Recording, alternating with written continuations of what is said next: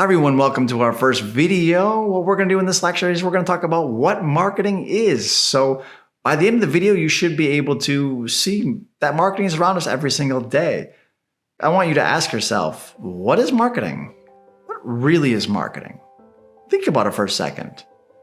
Do you know what it is?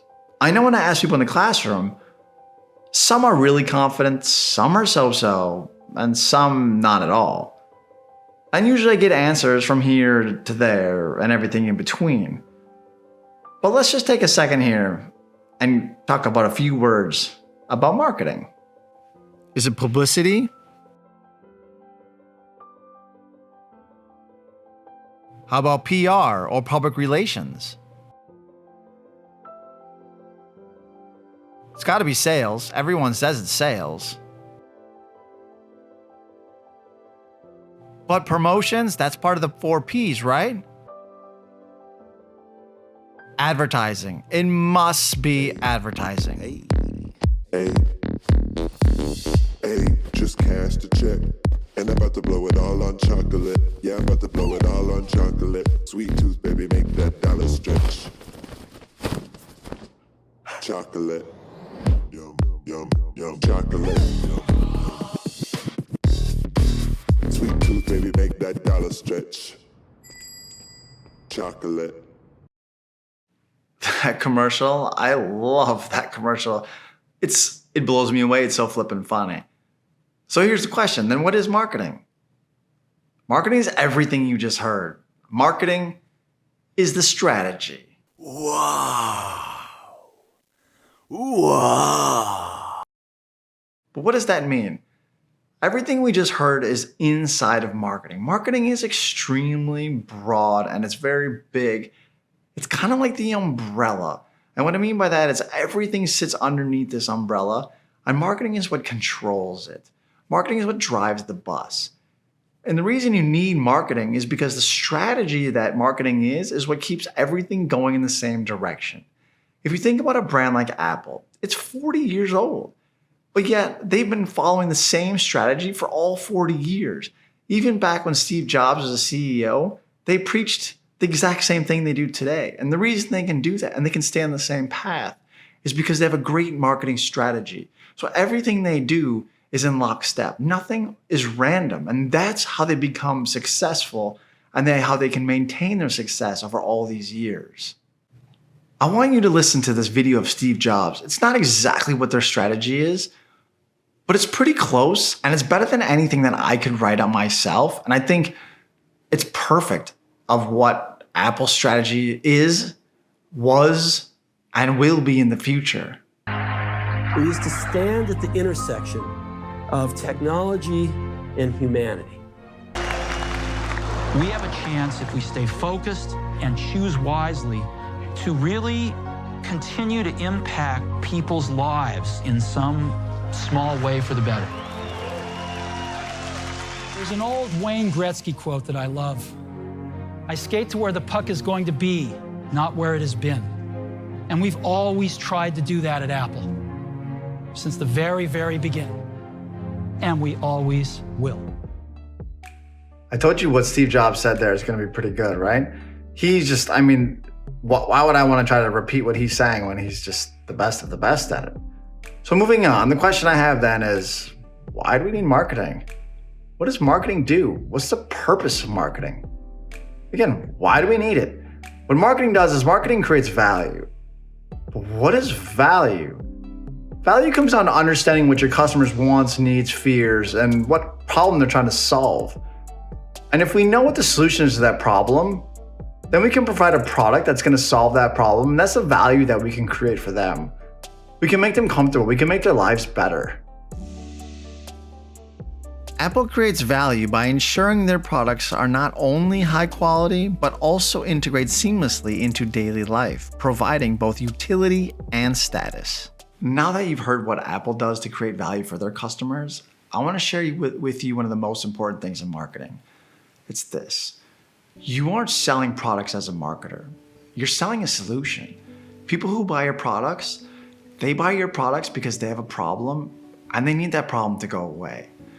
That is what you need to always remember as a marketer. You are never selling a product. You are always selling a solution.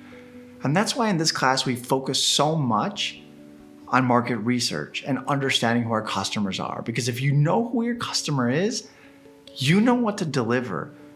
And you can give them a solution to the problem that they have. And that's how you make them happy. And once they're happy, they become loyal and they come back again and again and again. So you can never forget that you are always selling a solution to a problem. You are not selling a product. Now that you know you're selling a solution, not a product, you kind of want to be able to narrow these down because you don't want to just sort of be floating out there.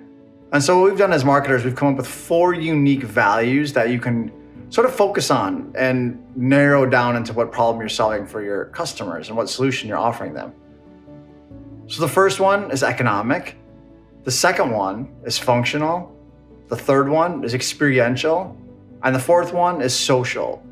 So now what I'm going to do is I'm going to jump in and I'm going to explain to you what all 4 of these mean and give you an example for each one.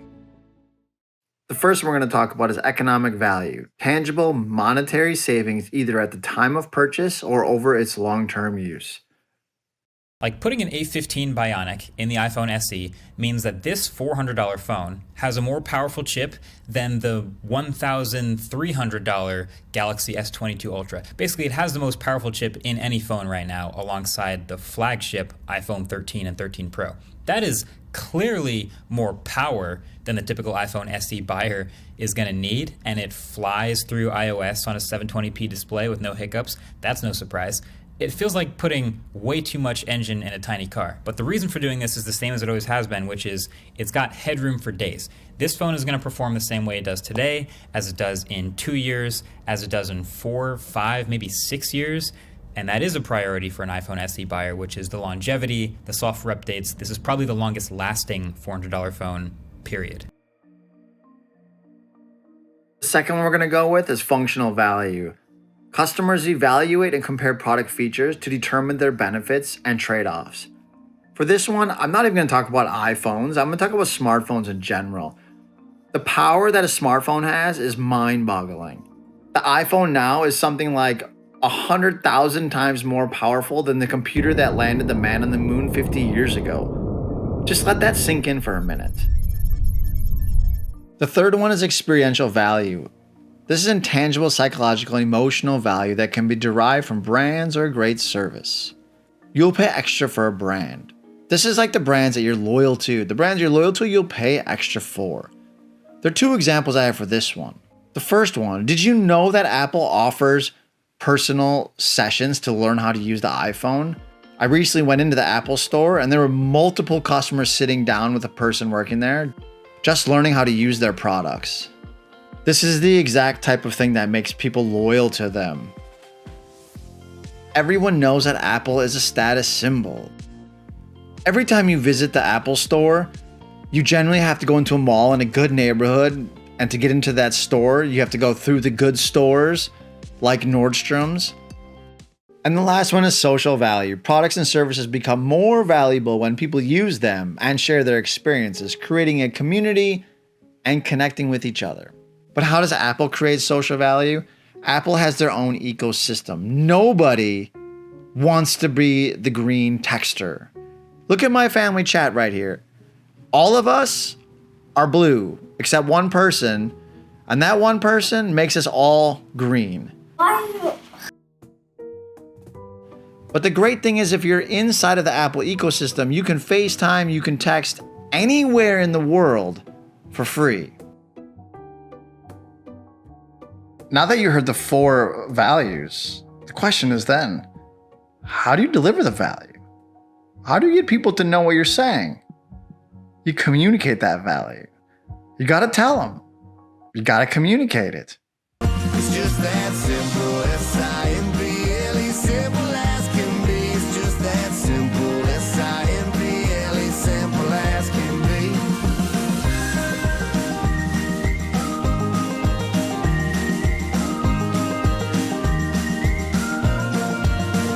Ain't no need to complicate it, we both know that's overrated. We've been there, it's safe to say it ain't our style, yeah. It's like 1, 2, 3. Imagine if brands didn't communicate with us about the solution they're providing. How would you know what to buy? Everything would be in a white container and it would only say words like chips, chocolate, or wine. You would have to buy it with your fingers crossed, hoping it is the one you actually wanted. These are some cheesy AI generated images, but this is what it would be like. If you think going to the store now is overwhelming, imagine what it would be like if all 10,000 products were exactly the same. Every time you went shopping, it would be like playing the lottery. Seeing everything in white labels, if that was real, that would be kind of crazy. Hopefully that gives you an idea of how important marketing really is and how marketing is around us every single day. It's unavoidable, and how big of a part it plays in our everyday lives. But I also want you to think about this. One of the things that's unique that we don't always notice, and I'm sure a lot of you are thinking about in this class is, well, if I make a product and we have all these great things, I want to tell everyone everything that we can do. But here's the thing, we see something like 4,000 to 5,000 ads a day. And if you see that many ads a day, how long does the average person spend actually looking at an ad? 1, 2 seconds maybe? Even if that, you're probably lucky if you get 3 to 4 seconds. So you only have time to communicate one thing. That one special thing that's gonna solve the problem that your customer has. I want you to take a look here at these ads that I pulled off the internet and see exactly what I'm talking about. Apple's privacy. Galaxy's unfolds. Google, the camera. LG, it swivels. And Boost is the price. After looking at those ads, you can see how all of them really focus on only one thing at a time. Even though you could probably argue all of them can do everything. They're very similar to each other. They don't fold or they don't swivel, but overall what the phones do is very, very similar to each other. The technology is just there today that it's hard for one of them to run away like it used to be in previous years. But this is just the first video. From now on, we're going to jump much deeper into marketing. So everyone, thanks so much for your time. Take care and have a great day. Bye.